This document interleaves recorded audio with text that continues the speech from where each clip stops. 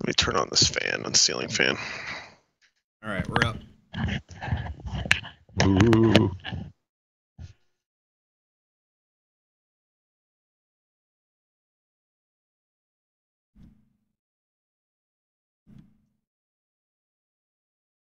Did you have a good fourth there, Jeremy? Yeah, hardly any Americans at work to bug me. It was great. And the Canadians were still hungover from the first, so they were quiet.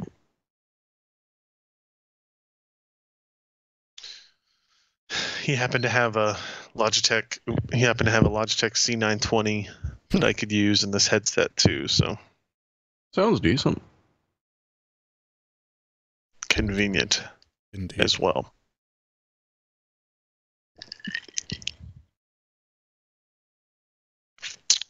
Except for you don't have a cough drop. He's got a button in Skype. Oh yeah. Let's see. Did that mute me? Yeah. Mute. Sounded like it anyways. Yep. Mute. Okay. I mean, the government paid for the U.S. Department of Commerce paid for all this equipment, so it should be pretty good.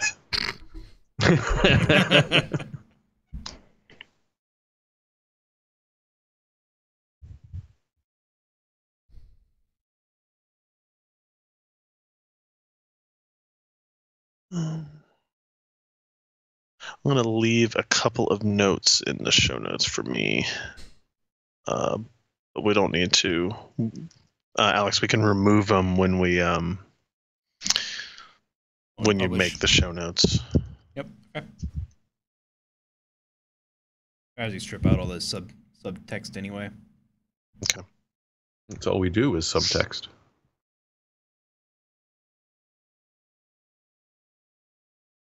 Still no Jersh, huh? As is tradition. I see him active on Slack, but I don't see him. Yeah, he's active on Slack. It's a benefit to us all. Skype, yeah.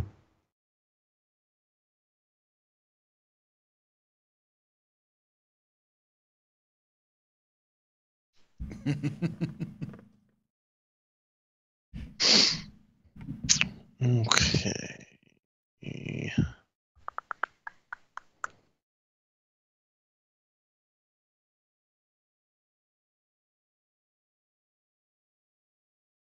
Hello, outside people. Hello. And despite being out in the middle of nowhere, he has decent internet. Good. 60 by 5, I think. 50 by 5, something like that.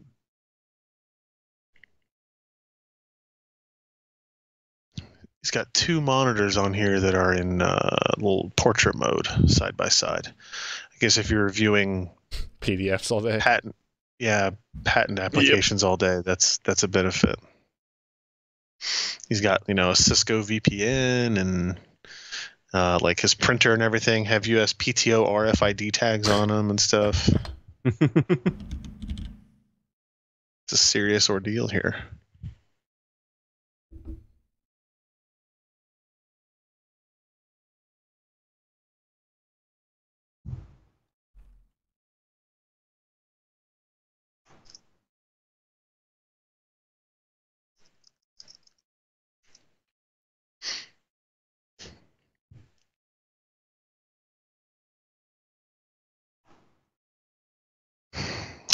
The adults upstairs are playing.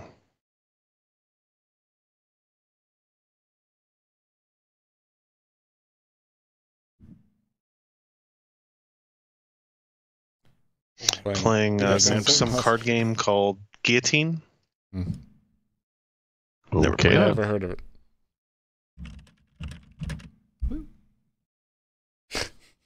Stop tweeting, Josh, and get on Skype.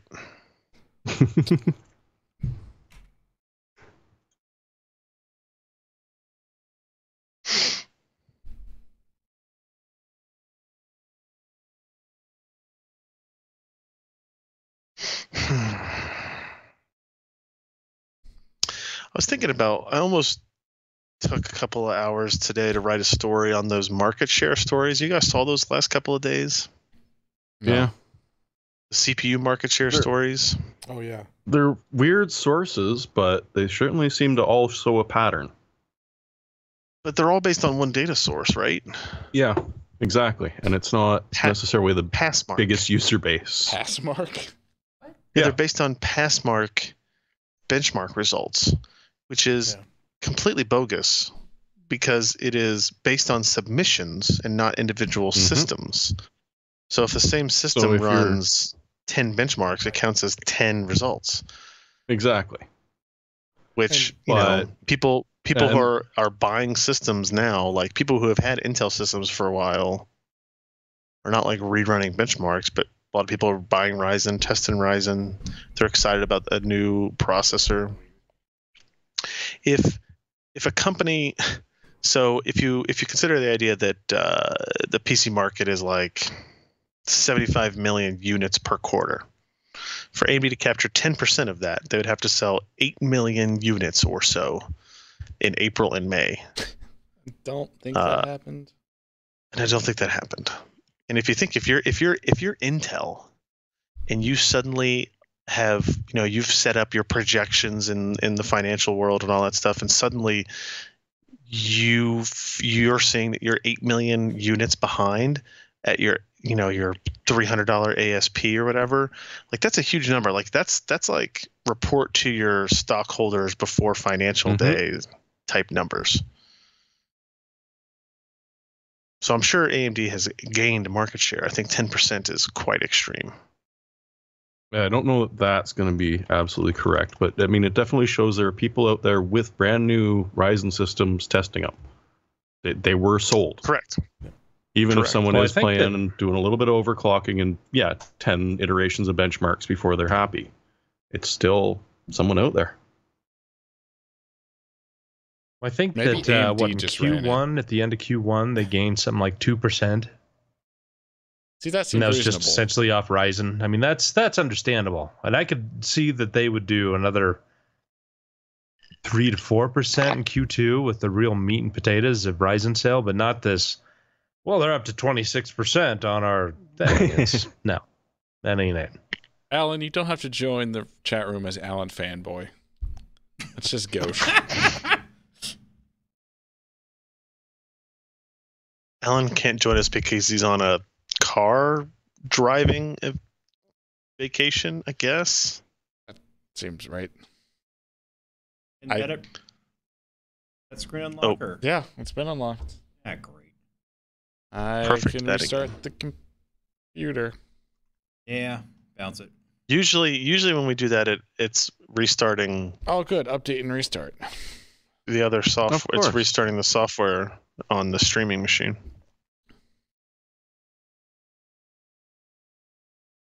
You mean the switcher? Yeah, I think that's what we've usually done. Is it's always been a restart of that, but Hmm.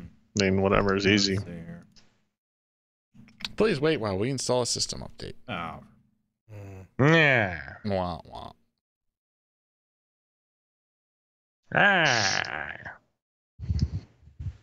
They changed it again. Probably. Still don't know what you're talking about. Google Images. Mm-hmm. It changed So- it. You What do you Google mean? imaging. No, well, I do it to do the orange background to give me a more natural Just and download the vibrant look. goddamn orange background already. Doesn't work Open that paint. way. Doesn't work that way. But can't you set a solid? I gotta color have a as your Windows variety of background? orange backgrounds to give some randomness to it. Then just one orange color doesn't. This is Tried that Josh's one version orange of color, True it Tone- doesn't work. True Tone Doesn't work. Flash. Here, I'm gonna try an orange one too, Josh. Look at that natural tone I have now. See, here's white, What natural about tone. what about a burnt umber? Can we see burnt umber? Yeah, how about a burnt sienna, huh? Bird Sienna. Chartreuse. Let's get to about- chartreuse. well, Josh, I only take your shot when you're turning bright red anyway. Yeah, that's true. Can you see the desktop now, Alex? I can. Perfect. Well, I can see a browser. Fair. We couldn't finish installing updates. Thank God. Is this the right zoom level, Alex? On the browser? It should be default. It should be like you hit F11 and this should be just Control 0. What's the shortcut to move between tabs in Chrome on Windows? Control tab. Control 1, 2, 3. It's Control page up, page down, which on that laptop you have to do Function, Control, and then the arrow keys. Okay.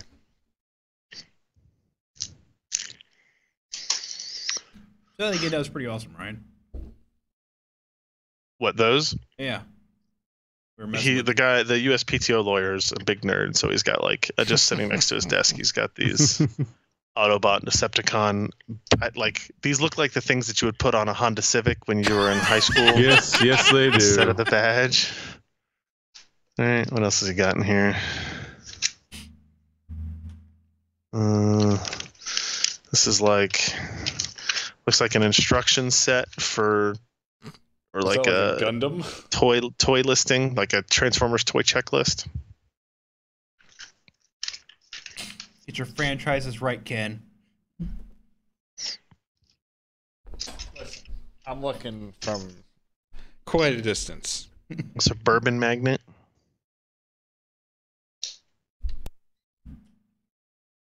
So I'm supposed to ask why you didn't do Sniper Elite 4 and Mankind Divided in Vega Crossfire. There are a lot of Because- games we didn't test, as it turns Because out. there's lots of games. There's literally thousands of games I didn't test. It's But let's shocking. talk about it in the story. Let's You get didn't this test rolling. any games in Crossfire. Thank you very much. I mean, my name was on the story. There. Josh, this is what I'm drinking, by the way. I don't know. You weren't on the stream yet. Ooh. Oh yeah, Jefferson's Ocean. That's the good stuff. Wait, so It's got there's, kind of a there's Jefferson salty, Airplane, briny- Jefferson Starship. Where's Jefferson Ocean fall in? No, that what they do is they Yeah, they put the casks on a couple of seagoing vessels and have them sit there for about a year or so, and then they bring them They back sail 'em. and yeah. But, They but went at that from- point, real why don't you just quickly- get the bourbon they sent to space? Wait, they sent bourbon to space? That's whiskey. Yeah. That was Scotch. That was Oh, Scotch, okay. Carry on. Ardbeg, I believe. I think it was Ardbeg that They did went through the Panama Canal to the South Pacific to Tahiti, New Zealand, Australia, Singapore, Shanghai, South Korea, Japan, across the North Pacific, and south to Long Beach. And I think that was a cycle it made. And wouldn't it suck if their ship got hijacked by Somali pirates and they lost all of the casks? it. Yes. They probably had some pretty good security, would be my guess. We would hope. All right, are we ready to start this thing? I don't know, are we? How are we doing our initial lead-in switch? I'm sorry? The shot switches? I mean, it'll start with me, and then go Jeremy, Jeremy, Josh, Josh, Ken. and then Ken, I guess. Yeah. Can't. So same order, you're just starting at the different spot, I guess.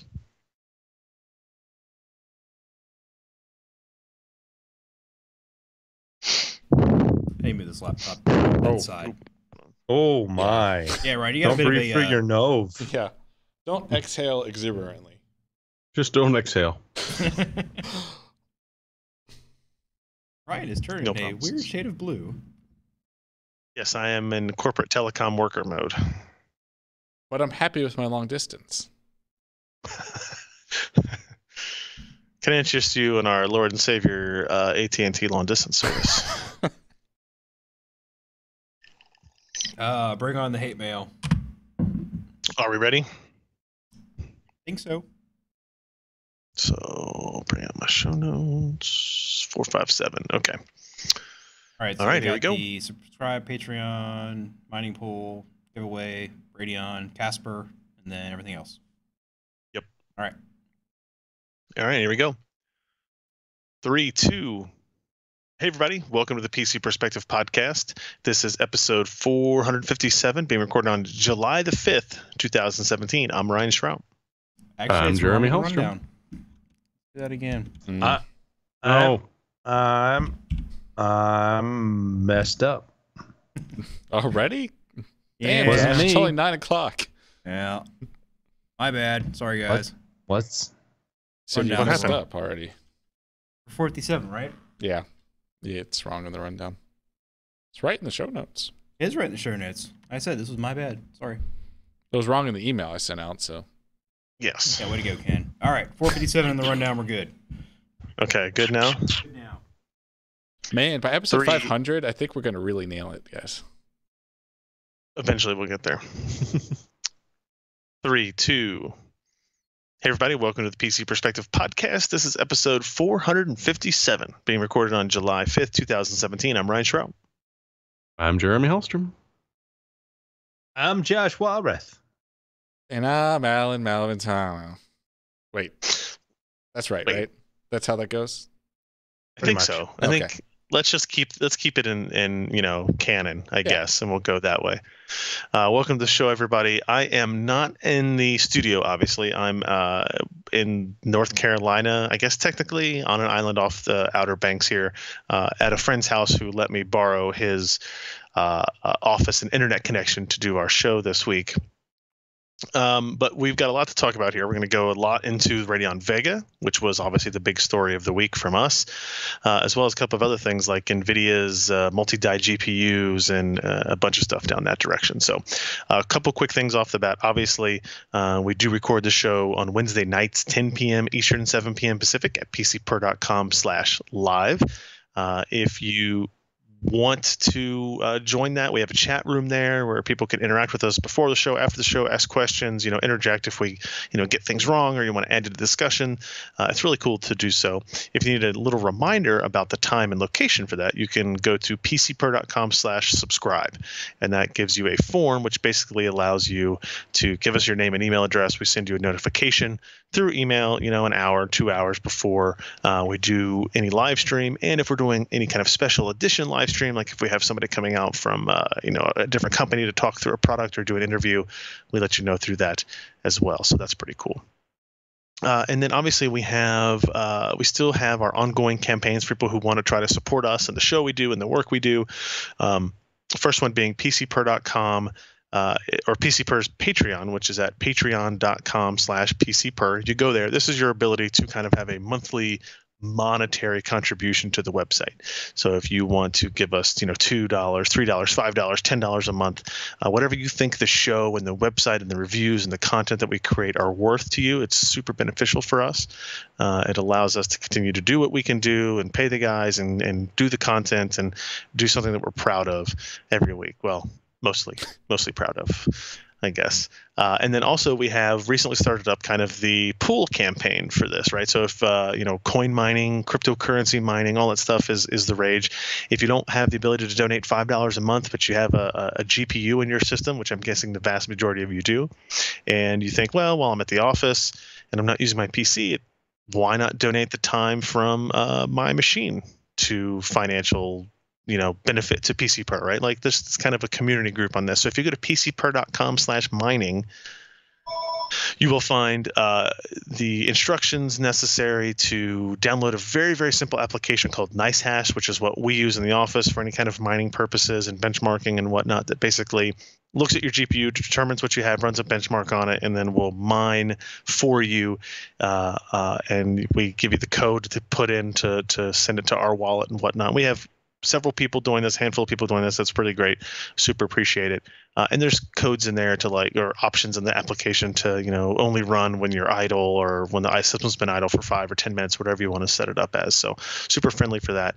And anybody who wants to help through that way is super awesome as well. Anybody who becomes a new patron through Patreon, by the way, I will still get your email here through the phone. And I will call out your name on the live stream and on the podcast. So keep that in mind as well.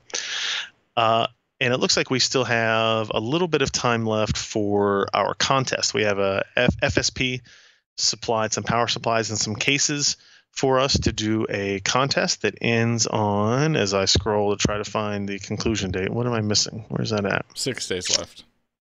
6 days left. Okay, so there's 4 power supplies and 2 cases up for grabs completely for free. You go to PCPar.com and search for the Celebrate Summer with FSP post. You will find that, and some easy ways to enter. One or all will get you entries into the contest. One of which is basically click this button once per day, and you'll get entries in that way as well. So easy stuff, and thanks to our friends at FSP for that.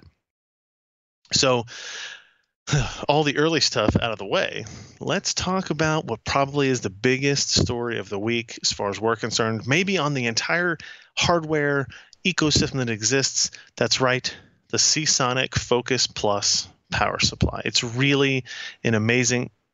Wait, do you guys don't think that's what it was? No. I think there was the Galax GTX 1060. Yeah, I think maybe the biggest surprise there is that they dropped the Y from the name and became Galax instead of Galaxy. But in reality, it is the Radeon Vega Frontier Edition review that we were able to do. I got to remember not to use the word RX in this. Radeon Vega Frontier Edition that we purchased ourselves. AMD did not send out for review, and we did a full review of it. And so this is the first first time we've had our hands on a Vega product. The first time we've had the ability to review and measure performance and look at the stuff. But it is an interesting kind of discussion to have, because this is not the product that AMD is targeting towards gamers. This is the product that AMD is targeting towards prosumers, not professional, like enterprise consumers that need certified drivers, but somewhere in between, somewhere like the Titan brand of things. And it's a $999 video card for the air-cooled version that we were able to look at, and it's $1499 for the water-cooled version, which we're still waiting to get our hands on to see what performance and characteristic differences it's going to have accordingly. A couple of interesting specs now that we have the card in our hands. We know that the Vega Frontier Edition has 4096 stream processors, the same number as the Radeon R9 Fury X. So that's kind of an interesting note to have, but at substantially higher clock speeds. The base clock is 1382 megahertz compared to 1050 megahertz in the R9 Fury X, and the boost clock is listed as 1600. Quick thing on the clock speeds is that 1382 is more of AMD's typical boost clock, like where they think the clock speeds will tend to remain during gaming, and in our experience, we saw it a little bit higher in some cases and a little bit lower in other cases, but we definitely never got to the 1600 megahertz mark. Even if it was like maybe we got like instantaneously, right at the beginning before the GPU actually was heating up, the cooler was never able to keep us at 1600. Even when we cranked the fan speed up all the way, we were able to get closer, but not all the way there. It does have 16 gigs of HBM2 memory, running at a 1890 megahertz frequency. It's a little bit wider, so you actually notice that the HBM2 memory bandwidth of Vega Frontier Edition is lower than the memory bandwidth of the Fury X, 483 gigabytes per second versus 512 gigabytes per second. And actually, the Vega Frontier Edition has within 1 gigabyte per second the memory bandwidth of the 1080 Ti, which gives you some interesting perspective on the potential benefits of HBM2. If the big benefit of HBM initially was that you were getting 512 gigabytes per second of memory bandwidth, and you compared that to something like the 980 that was getting 224 gigabytes per second. So you're more than doubling it. And now with the advent of the GDDR5X, which was 320 gig. Yes, correct. Yeah, correct. So it's that memory bandwidth delta has kind of gone away. Now there's all kinds of discussions we're not going to get into about latency differences and stuff, and we'll see how that kind of pans out over time. It's rated at 13.1 teraflops of peak compute, which is actually higher than the Titan XP and the 1080 Ti. But as we show in our benchmarks and our testing, the raw peak theoretical compute measured in teraflops does not directly compute or equate to gaming performance. And that we've known this for a long time, but it's just nice to reiterate some of that stuff. We got some cool die shots in there in our story that Ken was able to get for us by disassembling the product after we had done all of our performance analysis, of course. It's a neat looking card. Like in terms of physical design, it is impressive looking. It's definitely the best card AMD's ever built, and it's probably the best GPU I've ever held and looked at and held in my hand, right? It's just brushed metal finish, kind of a purplish blue design, the yellow illuminated Radeon logo in the corner. The Radeon name across the top illuminates. The Vega logo on the front is cool looking. It doesn't light up, but I think it should. Other interesting things. It's got 2 8-pin power connectors. It's got 3 DisplayPort and 1 HDMI display output. So very much in line with kind of expectations in that regard. I don't know where I want to go with this. I think rather than kind of walk through a bunch of benchmarks, I will just say this. The gaming performance of the Vega Frontier Edition ranged somewhere between a GTX 1070 and a GTX 1080. And that's, looking at 2560 by 1440 and 4K resolutions. Our benchmarks were Dirt Rally, Fallout 4, Grand Theft Auto 5, Hitman, Rise of the Tomb Raider, Witcher 3, and then 3D Mark and Unigen, and those tests. It was, matching a 1080 in some cases. It was down to a 1070 in some cases. In general, somewhere in the middle. And I will say very frankly that that's lower than I thought we would see. And I had actually guessed that our performance would instead be somewhere between a 1080 and a 1080 Ti. That was based purely on expectations that AMD had put forth for what they expected basically how much they had been hyping it up or talking about it, or how important this product was going to be to their the future of their GPU direction, I guess. There was a page on the story in the review called Answering Questions Before You Ask, because I knew a lot of this stuff was going to happen, right? And there's a lot of apologists out there. There's a lot of AMD fans, and there's a lot of people that work at AMD that were, they didn't sample these cards for a reason. They didn't want reviewers to test them. And you can take it upon yourself to figure out or guess why. Is it really because this is a professional card and it's not really intended for the gaming market? And we didn't want to, they didn't, but we've been sampled Radeon Pro cards, Fire Pro cards, Quadro cards in the past, and we always do the professional level tests, and then we also do gaming tests as well, because people do both, and it's interesting to see both sides of that. The cynical view of why they didn't sample it is because the performance was subpar, lower than expectations, and they just were trying to keep that as tight-lipped as possible for the time being. So the argument of this isn't a gaming card, yes, sure, fine, whatever. So you can take the information that we've created and benchmarks we ran purely as an educational data point, and I still think that's very worthwhile. The argument of the drivers are old doesn't really matter, because it's the only drivers that exist. That it's not optimized for gaming, that's just not true, and especially since considering the games we're testing wasn't stuff that came out this month, right? These are older titles that have a very well-defined place in kind of the gaming and benchmark ecosystem.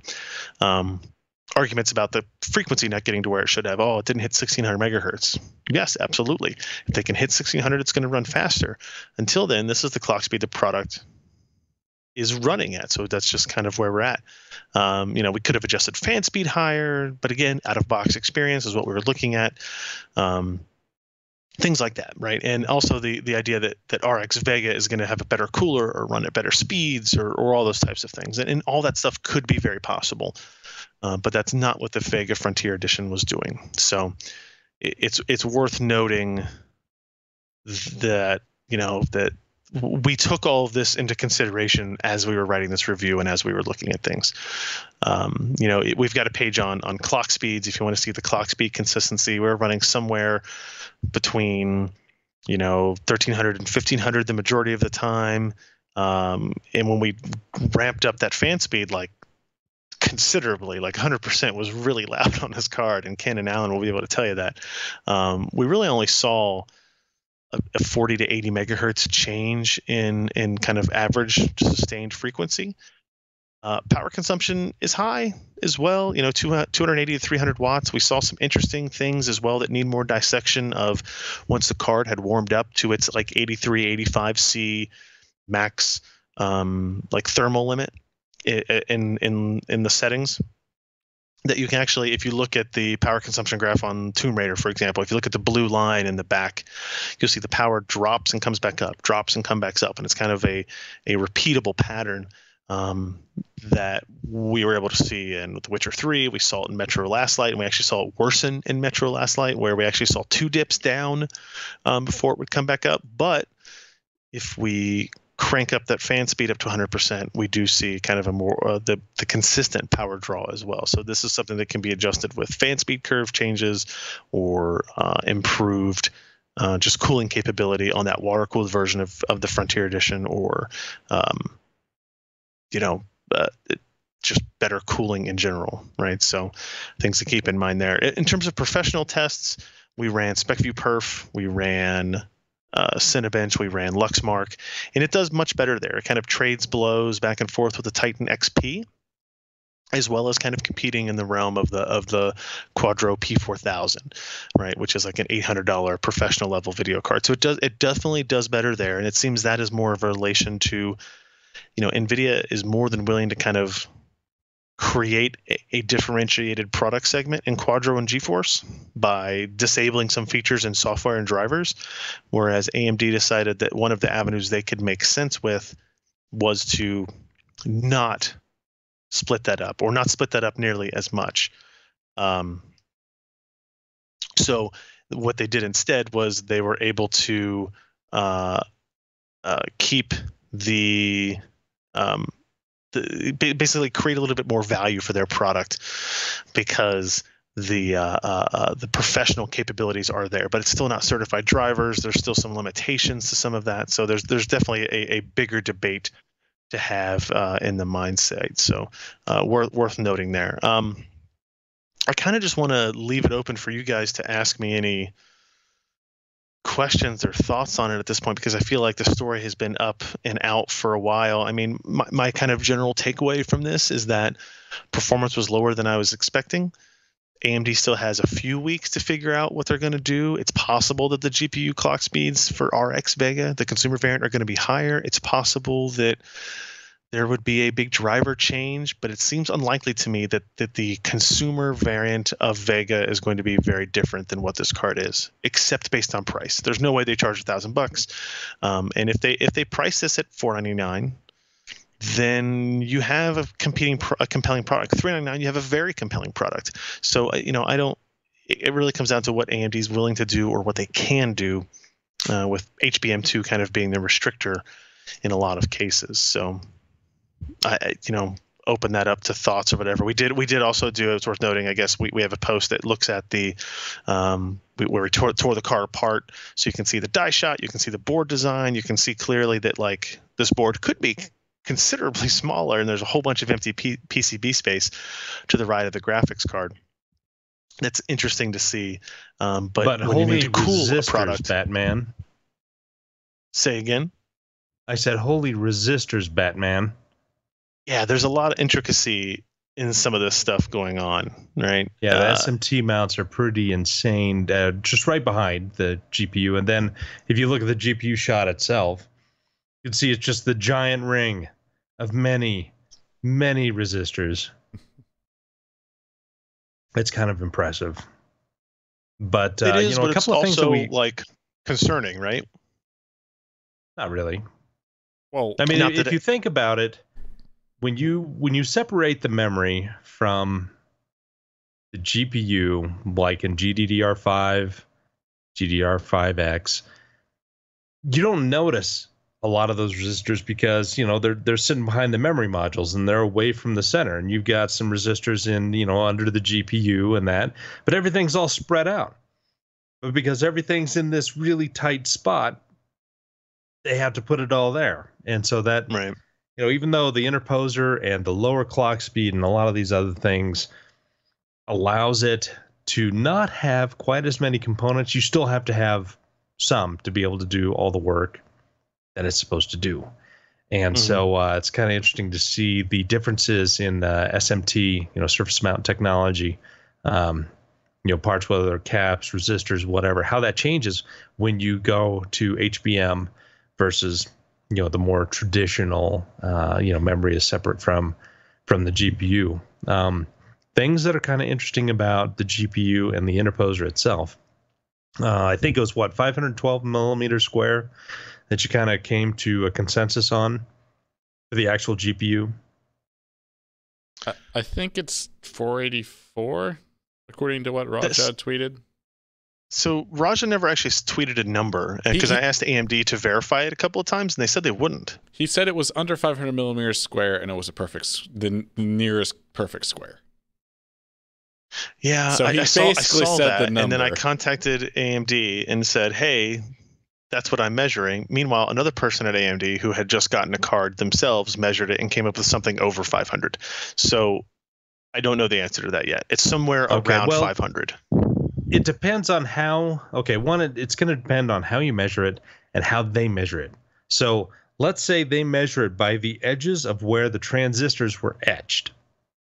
Then maybe it could be 484 millimeters square. Sure. But you don't have the ability to measure where all the transistors end, because you've got to have a certain amount of die space that's going to be empty so you can, at least cut the damn things. You've got to have a certain amount that, when you're manufacturing these interposers, a little bit of a corner gets chipped off and you're not going to worry about it. So... Right. Yeah, the actual design litho could be 484, but the amount of actual die space or silicon disk space, wafer space, is going to be the amount that you see. In fact, it's a little bit higher because a certain amount of space is going to be needed to just saw the damn dies from the wafer. So. Right. So you could say, hey, we've got a 484 millimeter square, but that doesn't mean that you're going to have all this extra space around it on an interposer to do whatever you want. Or you can make the interposer smaller because you still got to consider the space outside. So, just the mechanical things that you do to these dies will not affect the ability of the transistors to actually work. And so I think Alan did, he measured the interposer himself, and that was slightly above 800 millimeter square. I think so. I don't think you guys actually documented it in the little news post. But yeah, that's about the biggest size. I think it can go up to about 850 is what many people kind of consider the really reasonable size for interposer, and Fury was right around there at the very, very top end, because Fury was damn near 600 millimeter square for the actual die itself. And then you had 4 memory modules surrounding it rather than just the kind of 2 larger ones that HBM2 has. So, some interesting mixing and matching. But I think what is strangest here is that Fury is not all that far off in terms of performance from Vega FE. I mean, there is a chunk, but it's not. I mean, there's the Fury is about 20% slower than a 1070. Yeah, I can't remember exactly. 25%. No, that sounds right. Yeah, and then and it's. Go ahead.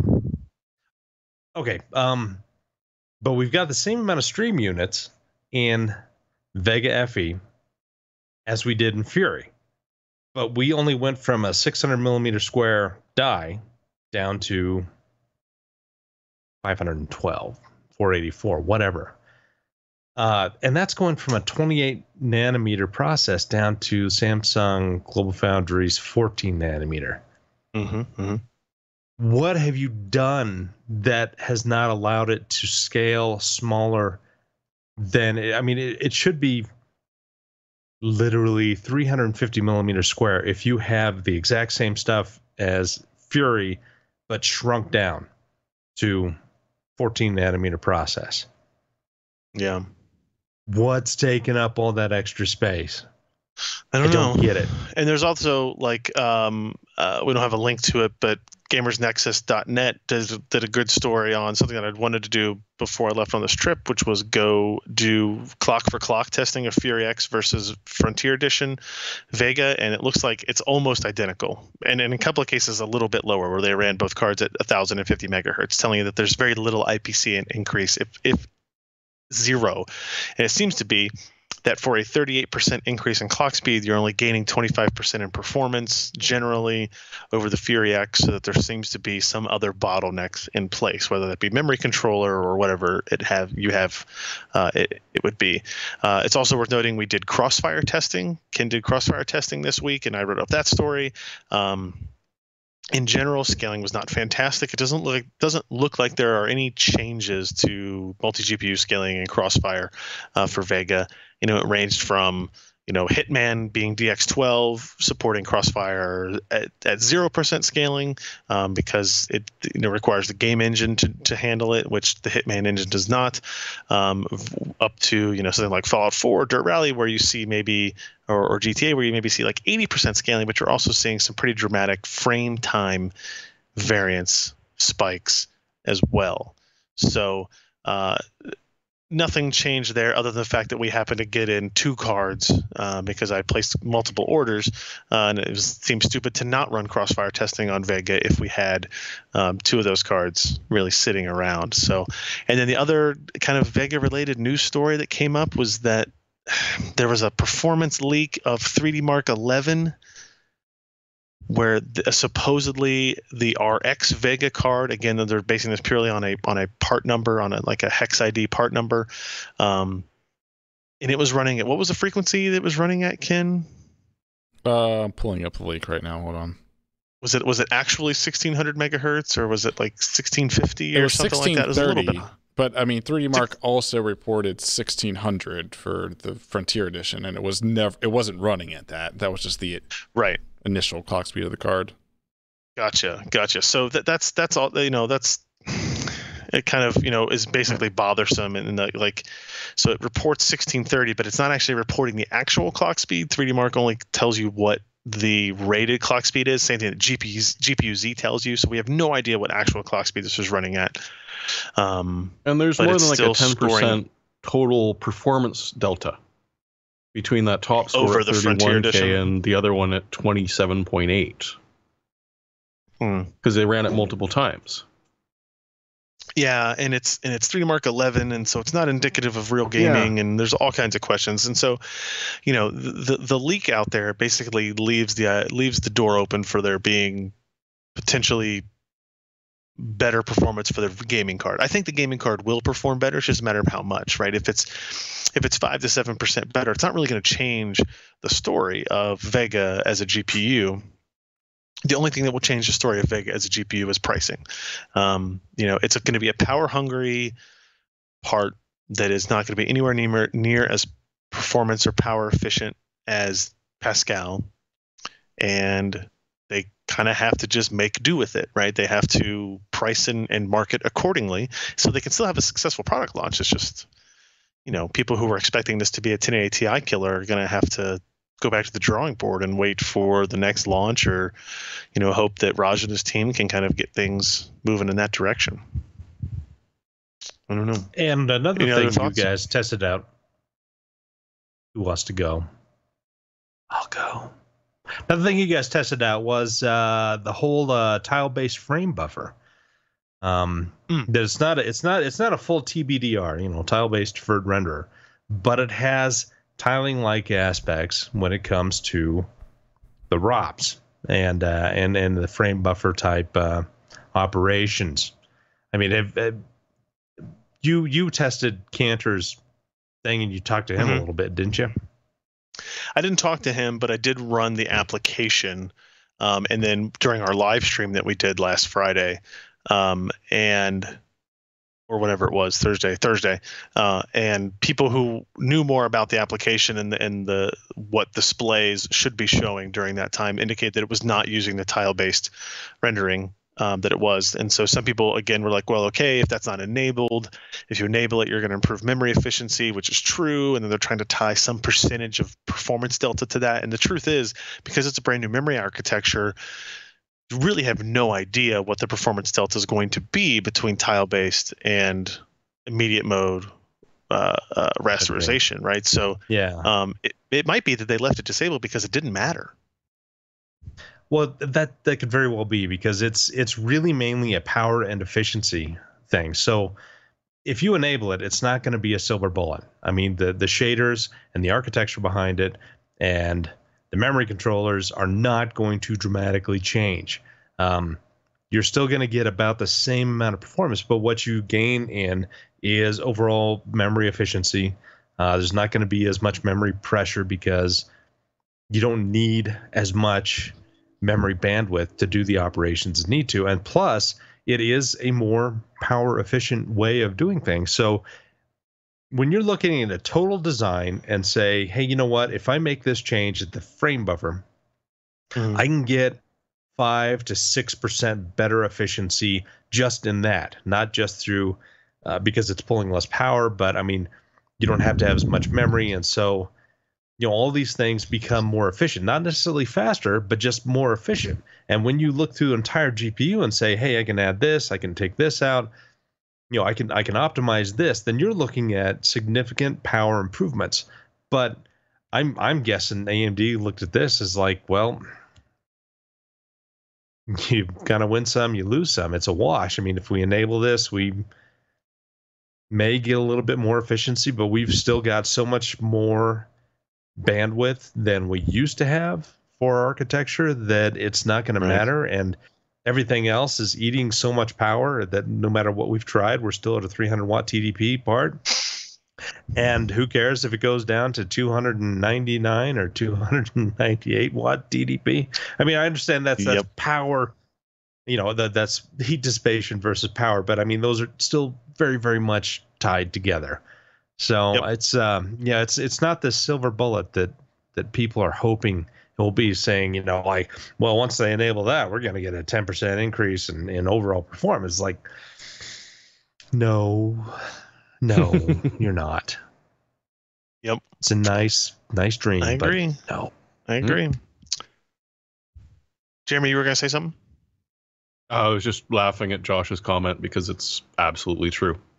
Like I was saying, I don't see 10% just poof like that for free. I mean, even if 10% is like the maximum, if you count clock speed differences, driver changes, you know, rasterization changes, the 10% is not enough to make up a significant difference. It gets you closer to 1080 and maybe across 1080 in a couple of times. But, you know, people are asking in the chat, like, how can the Vega have 13.1 teraflops, the Titan XP have 12, and still it lose? And it's just different of utilization of those resources in those games. And it's always been that way. AMD has always had higher theoretical peak compute, which is why they're really good at things like Luxmark or coin mining or whatever you want to do.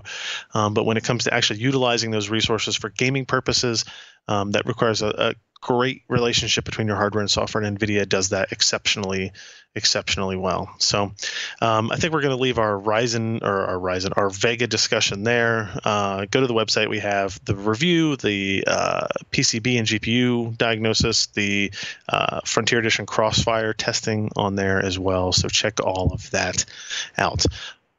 What I want to do right now, quickly, is thank today's podcast sponsor. That would be our friends at Casper. Our friends at Casper, they've been supporting us for a long time. They are an online retailer of premium mattresses at a fraction of the cost. They revolutionized the mattress industry by cutting the cost of dealing with resellers and showrooms and passing the savings on to the consumer. It's made of a breathable design or breathable fabrics with a design that sleeps cool to help you regulate your temperature throughout the night. I can tell you right now, as I am out of town in North Carolina at my buddy's house, they do not have a Casper mattress in their guest room, and it sucks. I'm not telling them that. Hopefully they're not watching the show. They don't think I'm ungrateful for their hospitality, but I would definitely miss the Casper mattress comfort that we get at home when we're out on the road for these types of things. Then also, one of the good things about Casper is you can buy it online very easily, completely risk-free. You can try sleeping on a Casper mattress. They understand the importance of really trying it out and like sleeping on it and using it for an extended period of time to make sure it's the right product for you. They offer they offer free delivery, which is awesome, and they have painless returns with a 100-day period, so you don't have to lie down in a showroom and try to make that decision. All Casper's mattresses are made in the USA. They have free shipping in the US and Canada, which is perfect, since it is both of those countries' birthdays recently. You can save an additional $50 towards a mattress by going to casper.com/PCPer and entering the promo code PCPer. That's casper.com/PCPer, promo code PCPer. Terms and conditions do apply. And we thank Casper for their support of PC Perspective. So let's move on to a couple of other things very quickly. The Seasonic Focus Plus Gold power supply. This is a brand new series of parts from Seasonic. Again, they've kind of been revamping their whole product line with this digital PWM stuff, not PWM, but digital. Why am I blanking on it? Basically, digital control mechanism and delivery mechanism. Yeah, because they've been power analog supply since forever. And we asked them, 2 years ago, are you guys ever going to go digital? Yeah. I mean, they basically made the argument that said, we make the best analog power supply in the world. Why would we ever change it? Everybody loves it. And they were right. But there was just eventually too much pressure. That's kind of like saying we make the sweetest smelling manure and compost. Yeah. It's true. I've got Is it the a good best analog? deals on Sure. CRT TVs you'll ever see. But if you keep selling that manure, you keep making it, right? So this power supply is available, I think, in what's it? 550, 650, 750, what is it? 550, 650, 750, 850. Yeah. Yep. And I'm going to skip to the surprising conclusion to this review and say that it got an Editor's Choice Award, and it has 0 weaknesses listed from Lee in the review. Strengths being, we reviewed the 650 watt unit here, continuous output at 50C, 80 plus gold certified. So it's not like an 80 plus platinum or whatever, but this is a $89 power supply as opposed to like an $189 power supply. It's got a small footprint. It's only 140 millimeters or 5.5 inches deep. Excellent voltage regulation, AC ripple, fully modular, multi GPU technology support, quiet fluid dynamic bearing, fan, safety precautions like OPP, OVP. Wow, that's a lot of acronyms. UVP, OCP, OTP, and SCP. Hopefully everybody knows what those are. And a 10-year warranty, which is pretty awesome. Yeah. 10-year warranty, no weaknesses, highly recommended by Lee, and that's good enough. It's good enough for me. So that's pretty awesome. It's not a terrible price for Go ahead. that much. It's not a terrible price for that much power supply and everything it offers. Yeah, I mean, you can absolutely get cheaper power supplies out there for similar wattages. But man, Seasonic just does things right in that regard. They have been known to make the best power supplies for a long time. That's why so many of these other companies use them as their OEM for power supplies. So worth looking at. The other thing we're going to talk about real quick is a quick little review, I guess, of the Galax. Am I going to pronounce it Galax? Here's what it always reminds me of. Okay. Once upon a time, many years ago, we were playing kind of not a Pictionary game, but close enough, where they give you a definition, not a definition, but a word, and you have to write out what would be a reasonable definition for it. And so one was a yet, and one of the guy's definition is the last thing you say when you see the abominable snowman. Get it? You get cut off before you say a Yeti. And so I always see Galax as you start saying that and you get whacked. Yeah. All right. I'll go with that. Makes sense. Galax. So Galax GTX 1060 EXOC White. This is a 6 gigabyte GTX 1060 graphics card that they sent over for us to take a look at. It is, it's an interesting market for these graphics cards right now. If you look at, the RX 580 GTX 1060 kind of classification, because of all the cryptocurrency mining and all that stuff, the inventory is hard to come by and prices are kind of fluctuating. That being said, this EXOC white card is just it's a unique design, right? So it's overclocked as the name implies. It's white as the name implies. You can take a look at the card. I mean, it's a standard PCB. It's not like one of those all white PCBs, but there's a white shroud, clear white fan blades with white LEDs that illuminate through them. The back plate is white, and it's a good like powder coated finish on the back plate. The shroud is white plastic, but the back plate looks exceptionally well, which I think is actually more important because that's in generally when you have a system, unless you have an inverted chassis, this is what you're going to be seeing. So 2 DVI DisplayPort and HDMI connection on it. It comes out of the box overclocked to a 1772 megahertz boost rate, while the reference is 1708. So you're getting nearly 65 to 70 megahertz overclock out of the box, which is nice. And then in terms of manual overclocking, I was actually able to do 100 megahertz offset by turning the power target up to 115%, which is the maximum on this card. And the sustained clock speeds got to 1999 megahertz. I tried to get like over 2 gigahertz for an extended period of time and just couldn't really nail it down. But 1999 is pretty damn close to getting that 2 gigahertz mark on there, which is going to get you a pretty impressive performance boost over even what the EXOC out of the box results are. And it did it while the fans were running exceptionally quiet and the GPUs were running like in the upper 60s C. Right, so it was very cool at the same time. So there were no concerns with stability there. We ran some performance benchmarks, but this is kind of the least interesting part of the review because it's where GTX 1060 stands, and you can see we got the RX 580 in those results, and the like in Dirt Rally, the reference and the Galax card are neck and neck, but in Tomb Raider and The Witcher 3, it's just a little bit faster, which is kind of what you would expect for a 4 to 5% delta out of the box. So a really good card that I think has some interesting styling to it, that if you have a lot of these new motherboards, like the Asus Prime series of motherboards, have like white accents on them, which I think would match really well with this Galax GTX 1060 EXOC white card. But finding them can be tough. First of all, finding the Galax cards in North America markets in and of itself is pretty tough. But in the market as it is today, it's pretty tough as well. So keep an eye out for this particular product if you're going gaming card hunting anytime soon. So worth noting. So I will absolutely admit here that I have no idea what in the hell is going on with the multi-die GPUs story. I saw it float around Twitter for a little bit while I've been on the island out here. So please, somebody tell me what NVIDIA is experimenting with, or people think they're experimenting with these multi-die GPUs. Well, you have a pretty good basis in it. Think Ryzen, and then think Threadripper and EPYC, and you have essentially got it.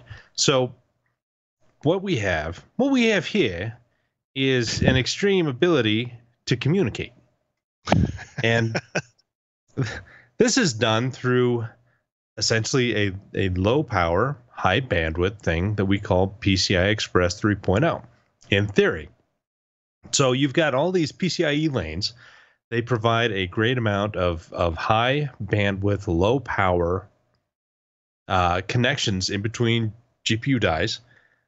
And we have these companies who have an extreme amount of expertise in multi-GPU rendering. And so when you put all the parts closer together, in theory, you can improve performance dramatically, all the while decreasing the cost, because you no longer have to design a single giant monolithic GPU and hope that the process node is mature enough that you get good yields and good bins, versus going with smaller dies and then having each of those smaller dies communicate with more memory. So you're actually increasing your memory bandwidth. So instead of having 4 128 or 64-bit connections in between this big monolithic GPU. You've got 4 GPUs, and each of them have 128 bits of 128-bit wide memory components, or whatever they're doing, if they're doing HBM or whatever future technology. So you've got so many win-wins here, and in the end, that they've got a small sys plus IO chip that will, of course, connect to the PCI bus to the system. It could potentially, most likely, do some frame buffer stuff. I don't know for sure. They didn't go into any kind of real granular detail here, but a lot of their theories and some of their simulations say that they can decrease the cost of a card because you're not using these huge GPUs, but you're keeping the performance, and in fact potentially even increasing the overall performance versus a monolithic GPU by going smaller, having more interconnects, and to be able to do things kind of smarter. Now, there are potential problems here. You may not get scaling in everything. Frame buffer operations will be a little bit more problematic, because which one of the GPUs is going to be handling that? Because everybody has to do, some spot of let's say we split a screen in 4 parts. GPU 1 takes care of 1/4, the rest take care of the rest, and GPU 1 has to do the combined operations to get that out, to write out, and eventually to your screen. And we also have other issues, like we're running a regular first-person shooter, and 2 GPUs are just essentially only rendering sky, and the other ones are doing all the work. I mean, how are you going to share the workload effectively between 4 of these, identical GPUs sitting there? And yeah, you can get away with perhaps like super tiling. Do you remember that from ATI days? Mm-hmm. Mm-hmm. So you could possibly make things more granular there by super tiling, but then when you get rid of some of the super tiling, when you implement it, you decrease the amount of what is that called? Where actually data and bits are closer together in memory locality. Yeah. Yes. And so when you do super tiling at a more granular level, you lose locality. And they're just, it's a technology that's not quite ready to come, but it's closer than it ever has been. I mean, that's kind of stating the obvious, but there are some good reasons to go with smaller dies on an interposer or a substrate, and especially with interposer technology moving forward, and them not only just being an interposer in that they connect things, but there's going to be active logic that will be integrated in interposers to kind of help mesh things together better. And that's another future technology that we'll see in the next year or 2 years. So when you put all these things together, it looks more and more viable to use these multi-GPU kind of clusters in a single card rather than a big monolithic die and then multiple cards. It just kind of eventually will make sense, but you're going to have a lot more integration. Not only in silicon, you're going to have better communication, more PCIe controllers, and you're going to have some software development improve to get this to work really well. So does that explain what the multi-GPU thing is? Yeah, Scott points out in the chat that it's not even splitting the screen. It could even split a single polygon mesh within a draw call through multiple modules, which is substantially more granular than I was thinking when just kind of reading the headline and looking at some of the diagrams and stuff that were out there. So it's interesting. I mean, do you think this is something that takes off? Is this something that we see in a 5-year window from NVIDIA? Maybe. Yeah, Kind I of a can't give product any in better search of answer a than that. problem. Oh, sorry. Go ahead, Jeremy. I was just going to say, kind of a product in search of a problem at this point. I wouldn't say that. I mean, everybody wants to have better yields and better bins, and you're going to achieve that with smaller dies. When you have a big monolithic die, you're going to have more defects per millimeter squared than you will with, of course, smaller dies. And some of those defects and some of those variations are going to really cause the entire chip to go slower and slower, or have more issues than, say, if you had a bunch of smaller dies and then you had maybe 1 or 2 defects per die versus about 10 or 12 in one of these bigger ones. I mean, it's just statistics and distribution. And so, yeah, everybody wants to have more usable dies in the bins that they're looking for to be able to sell a product that is hitting their specifications. And you can do that with more smaller dies put together in concert to work as one larger one. But there's a lot of intricacies involved in getting 4 to work as one.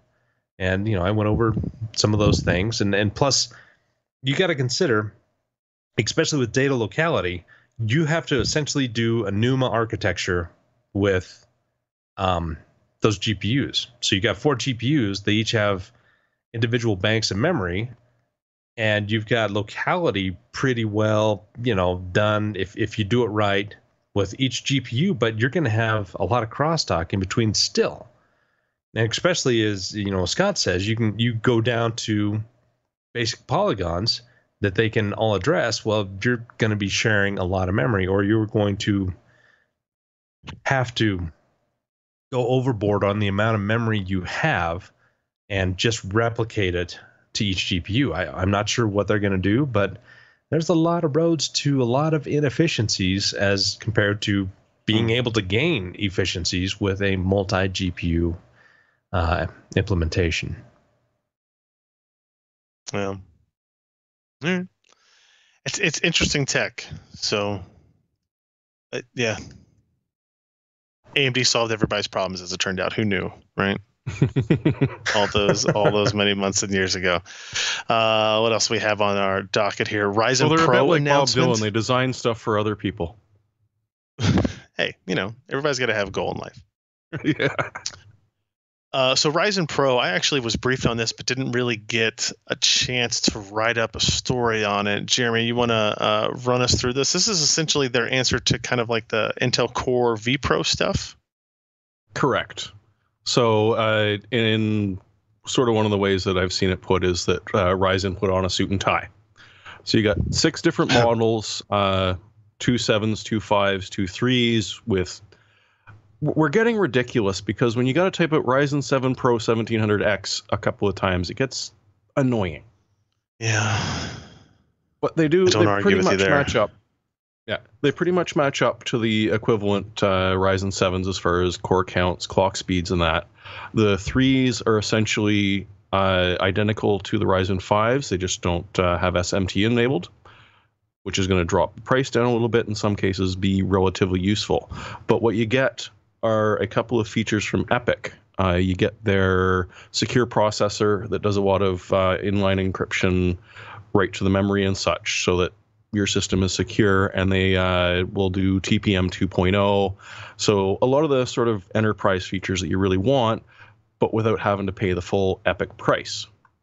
So it's like a nice middle of the road for a small business or someone running their own home business that actually would be interested in some of the enterprise level security. And it's nice to see it sort of AMD filling the spot that you've got between Ryzen and the soon to arrive EPYC. So, because those EPYC chips, I don't think they're going to be inexpensive. I don't think they're going to be Xeon level, but they're not going to be cheap. And so this is a nice mix where you've got your security features, but you've still got, expected performance out of a Ryzen. It'll be interesting to see these guys hit the market. I haven't seen much in the way of pricing yet. I'm assuming it's going to be a bit more than your equivalent Ryzen processor, and just enabling those, I don't think it's going to be a huge difference. So it'll be interesting to see these guys come out and how many people are looking at adopting them. Yeah, for AMD, it's a very significant launch for them, if only because they basically have no market share in this kind of area, right? True. And selling into businesses, right? If you can get a contract with some major Fortune 100 companies, suddenly you've got a client like HP who's selling 30,000 units to one customer at a time, right? And so that's what they're trying to get into, and they're going to utilize their performance advantages, their multi-threading, multi-core advantages they have over Intel's Core i357 lines of products. But they have a significant disadvantage in that people are familiar with Intel's tools, they're familiar with the ecosystem, and it's an uphill battle for sure. But it's all about in the same way that EPYC on the server side, on the data center side, is like trying to get that one foot in the door so that you can, open up the world of clients to a much larger degree. It's the same thing it's going to be here, is getting that to work really well. So. And that's almost one of the most interesting things about the Ryzen 3, because Core i3s do not have vPro. They do not have any of the enterprise features that you get on the i5s or the i7s. The Ryzen 3s do. You lose out on the multiple threads per core, but you get all of your enterprise features, and it's probably going to be at a very attractive price for someone that needs to set something up but doesn't really want to pay full on Intel pricing. So we'll see how that works. Yeah. And finally on our list today, StarCraft Remastered trailer, release date, pre-order. Is this just the original StarCraft and Brood Wars redone? Am I excited about this now? Is that what I'm looking at? Prefer for free, for certain. Well, I mean, the original ones are free now as part of this whole thing. The original StarCraft and Brood Wars have been free for a couple of months now, but they announced the remasters. I don't even remember how long ago it was at this point, but now you have a price tag and a release date. I think $15 is pretty good for games you can get an infinite amount of hours out of. I'm watching the trailer. Only that's I had an infinite number of now. hours. It's weird. Yeah, I just wanted to see some gameplay. Do they not have any gameplay? I'm sorry, there is no gameplay in this. You can probably picture what the gameplay looks like. Yeah, it looks just like the original, but prettier. Higher resolution. August 14th, so it'll be out just in time for QuakeCon to happen, so everybody can be playing this at QuakeCon. $15? Yeah. I'll play it. I got no complaints. I mean, I'll buy it. Let's put it that way. All right, if we're being realistic about things. You got to benchmark it, right? All right. I know it's been a shorter episode, but let's get into our hardware software picks of the week. Mine is neither hardware or software. I'm taking a page out of Josh's book and picking liquor for this particular one. This is Jefferson's Ocean at Sea, which I am drinking currently, which is like the website I linked has it listed for like $90, but I think you can get it for like $70 around, in the Kentucky area. Well, actually, no, I bought this in North Carolina, so your mileage is going to vary. The idea is this bourbon was aged for nearly a decade on land before it finished its aging process on a ship. And I think each vessel is a little bit different in this series. This is Voyage 11 in this particular bottle that I have, and it went through the Panama Canal to Tahiti, New Zealand, Australia, South Australian Basin to Singapore, Shanghai, South Korea, Japan, the North Pacific, before coming down south again back to Long Beach, where I'm guessing it was picked up and driven or bottled there, or driven back to wherever it was going to be bottled at. Because all it says is it was bottled for McLean and Kind, Louisville, Kentucky. So there's so some question marks there. It's got an interesting story, right? It's just you got these barrels sitting on a boat. The idea is they take it around the world because it goes through all these different weather patterns. I think in this one it talks about having, in some days going between low 40s to the high 80s cause the wood and the barrels to expand and contract along bourbon to breathe in a different way than it would in any kind of normal aging process. So pretty neat stuff. It's just kind of an interesting, as the bourbon and Scotch in liquor fields age, it's interesting to see people come up with these ideas with how they can sell these kind of gimmicky bourbons. It's good. It is really good. I've been drinking some this evening. So recommended as long as you're 21 and up. Who's next? Nice. Have you ever been to sea, Billy? What do you got for me, Jeremy?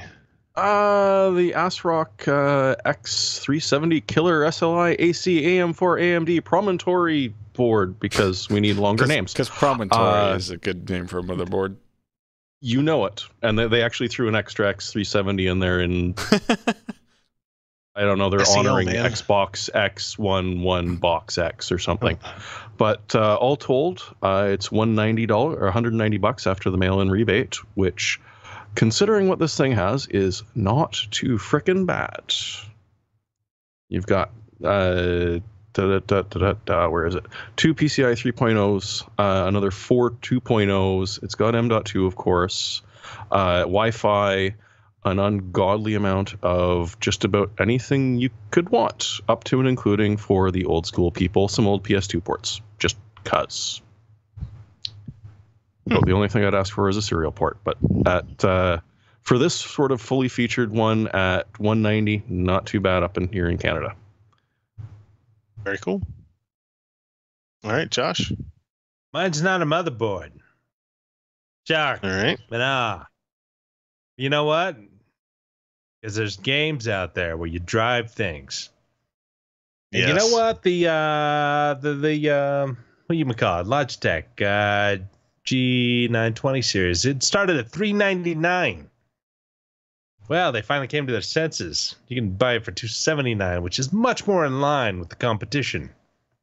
Either they're coming out with something new, which I doubt, but yeah, it's a solid wheel, and you got the 3 pedal set by default, and for $279, that's a nice deal. That's leather wrapped. Know what I'm saying? Yeah, I like this driving set. We've got one of these at the office. And yeah, at a $120 discount over where it launched at, that's a substantial improvement in kind of like the value you can get out of that for certain. So there you have it. There you go. All right. Ken?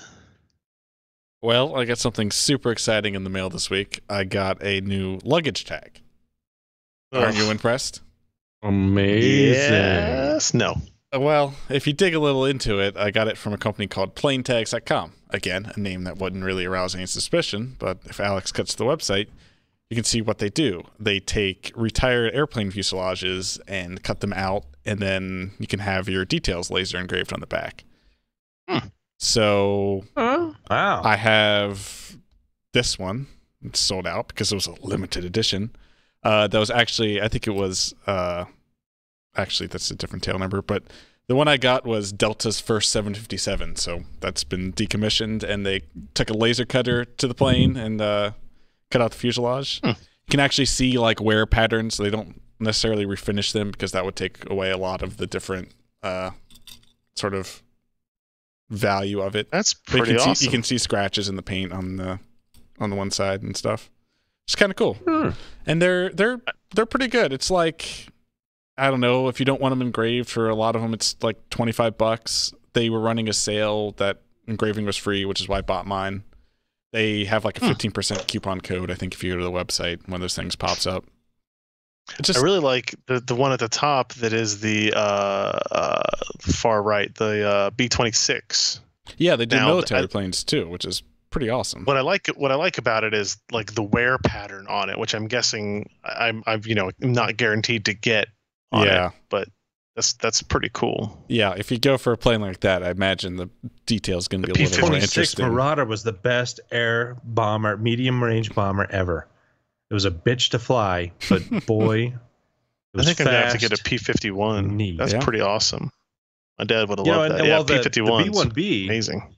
the B-1B's got to be from some of the bombers that have crashed, because they really don't retire those. There were only 100 made, Sure. 150 made. Yeah. Yeah. They Yeah. don't just retire them. They're Well, Yeah. you know, I didn't even see the B-1B on there at that point, or else I probably would have gotten. Oh no, it's $125. Okay, Yeah, that that makes was more pretty sense. expensive. Yeah. Yeah. That That would be a really cool thing to have, though. One of 1,000. P17. Yeah, this is cool. With current Homeland Security restrictions, we are fortunate to add these limited plane tags to our collections. You have to. Sir, you're carrying a warplane on board. We can't allow that. It's ITAR regulated, so you have to be U.S. Very cool. That's a good one. Alex, you got something for us? I do indeed. There's a story behind this, but I won't get into it because it's a long story. Has nothing to do with 4th of July, but just a kind of reminder. Maybe it has something to do with mining. No mining. It was actually a packing incident caused an accidental discharge, so I need to get a new one. Fire extinguishers. Mm-hmm. Keep them around everywhere, in vehicles, in houses. Just have them. Yeah, actually, we had a scare here today while we were smoking some wings out on this buddy's Green Egg grill, where the smoke actually seeped in through the windows and set off the smoke detector inside the house. So it got people's attention, if nothing else. $20, not too bad. Yeah, I mean there's multiple kinds For you can safety. get. It's a small one. It's nice to keep in your behind the seat in the car. Yeah. Bigger ones for household, but it's better to have one and not need it than to not have one when you need it. That's usually the case. Very Mhm. much so. We'll end it on the safety recommendation note from Fire Marshal Alex, and we'll. Hey, thanks for joining us tonight, Ryan. You're the glue that holds the disparate parts together, if you know what I'm saying. Very true. Well, even I knew with that problem about premature discharge. it's true. It's true. Can we cut back to the Amazon page real quick? I just noticed something. Let's see if I zoom out here if I can get it. Can you go to the full capture, Alex? That's the one I got set up right now. The related entry on this page is Instafire fire starters. I just thought that was kind of odd. Good. Yeah. All right. So thank you everybody for joining us. And Josh, back to your comment, I would say, yeah, I knew with Vega and everything, I basically had to kick a kid out of a bedroom, out of an office/bedroom to make this happen. So, that kid's sleeping upstairs they're on the young. couch. They I don't hope. remember. I'll carry his ass down here when we're done. Hey, but this is the sacrifices we go through to try to bring you a high quality weekly podcast. Oh, I totally forgot. And I did want to bring this up because I mentioned it. There were 2 people who donated to the Patreon during the show. Too cheap to give you my hashes. Offered pledged $3 per month. Thank you very much, sir. And then 3 blondes walk into a bar, edited their pledge from $9.99 to $20 a month. So Wow, that's thank you nice. Thank you very much to both of you. That's pretty awesome. So That's last like name 2 six-packs a PCPro.com/. month that he's donating to the cause. And let me tell you, I True. would drink them. And I do. That's right. Yes, I'll tell quick in the chat. I will give a shout out to my friend who allowed me to stream from his place. It was very nice.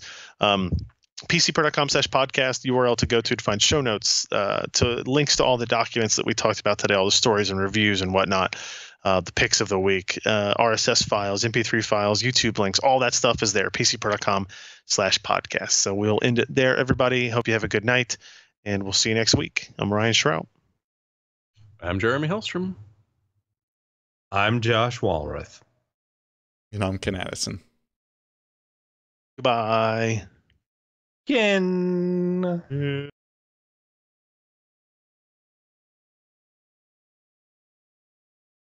Oh, man. Indeed. You all right? Yeah, no, I'm fine. Long It's- days, it- hard nights. I'm all kinds of screwed up that it's Wednesday. Yeah, Yeah, it like felt the more like Wednesday a thing is Monday. screwed up, and it's just like, when you're on vacation and you go to the beach, like sitting out in the sun for 2 hours, or even if it's just 2 hours or whatever, just drains you. I go to bed early when Oh, I'm when you've got complexions town. like we have. Uh-huh. Yeah. 2 hours is dreaming. That's Yeah. true.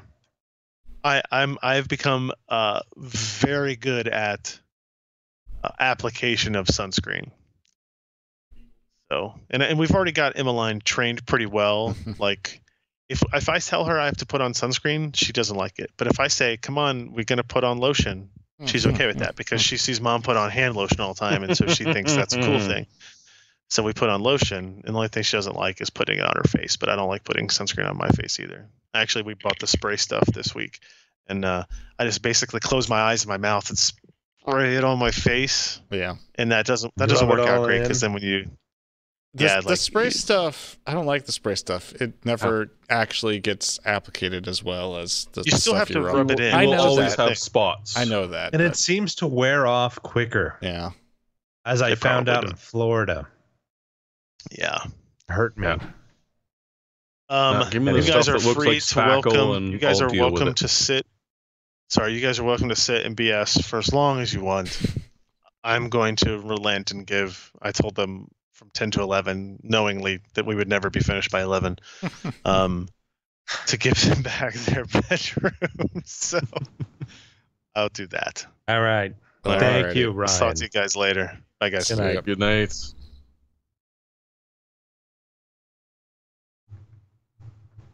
Do. I got nothing else I to don't say. know. Yeah. How about you No. guys? I think Nah, putting not my much. feet up for a bit would be nice. Been a long day for only being Wednesday/Monday Yeah. Yeah. for us here. Tuesday for some of us.